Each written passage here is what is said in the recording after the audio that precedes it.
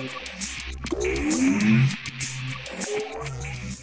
everyone, my name is Captain Visual, and on this video we are going to learn some super balloon designs. So if you like balloons for fun, for entertainment, or for profit, we are going to learn some wild designs that will make you a respectable balloon artist by the time we're done.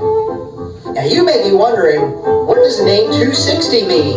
260 describes the balloon after it is fully inflated. We'll blow it up right now. When the balloon is fully inflated, it is approximately 2 inches wide and 60 inches long. That's where 260 comes from, kids. There's an animal balloon all inflated. Whoa! Hey, where'd he go?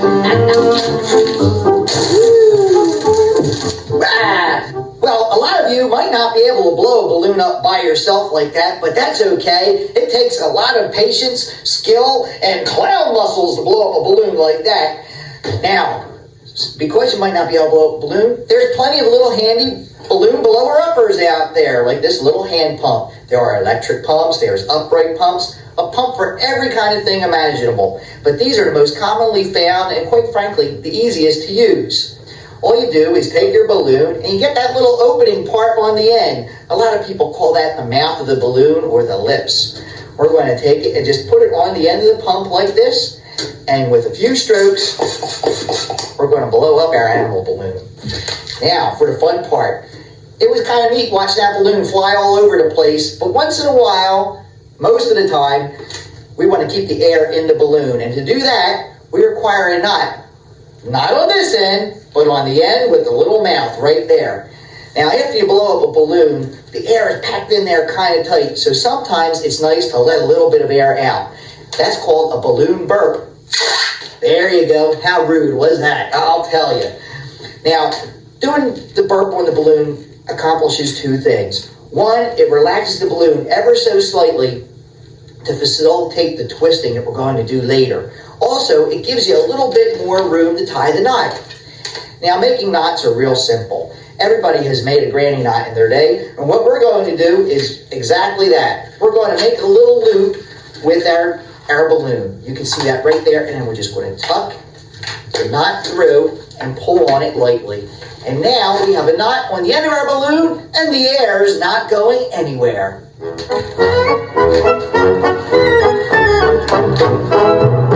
Now that we have the balloon inflated and the knot securely tied, we can talk a little bit more about our balloon. The section where the air has inflated the balloon, we refer to as the body. The little part on the end that's waggling around, boy, he sure is a friendly guy, is the tail. Now, you'll be saying to yourself, gee whiz, how come Captain Visual didn't blow that balloon up all the way? Well, this is the important part, kids. When everybody asks you, why don't those balloons break? The reason is because they're only blown up part way. If you had a round balloon and only inflated it part way, it wouldn't explode it when it squeezed it and twisted it. That's exactly what happens with an animal balloon. And we're going to do some squeezing and twisting in just a moment. Now, most balloon designs are composed of what is commonly called a bubble. Now, this is actually one big bubble that we have here, but we want to break it down into smaller bubbles that we will ultimately make our design out of. An easy way to do that is what is known as the pinch and twist. Simply squeeze at the area where you want your bubble to end, and with the other hand, twist. And you've created one bubble. Now, the important thing when you're making bubbles is to remember to hold the bubbles. If you hold your first bubble and your last bubble, that bubble obviously is going to stay there. The second you let go, boing, no more bubble. Now, what we're going to do is make a chain of bubbles. We're going to go back and make the first bubble just as we did. And I want you to notice right in the middle, that area where we twisted is called the joint.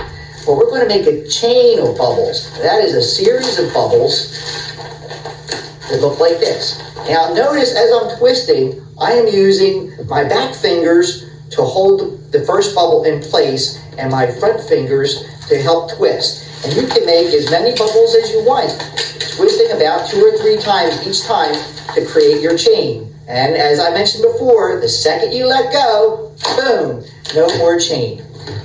All right, now once we've developed our chain, you're probably going to say, well, gee, we've kept the visual. That's sure nice. We have a lot of bubbles, but what good are they if we can't let go of them?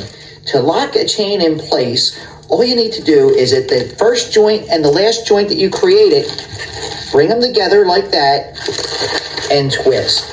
The friction of the balloon and the tension will hold your design together. And now we've made a ring out of the bubbles that we made, and you can see they're not going anywhere.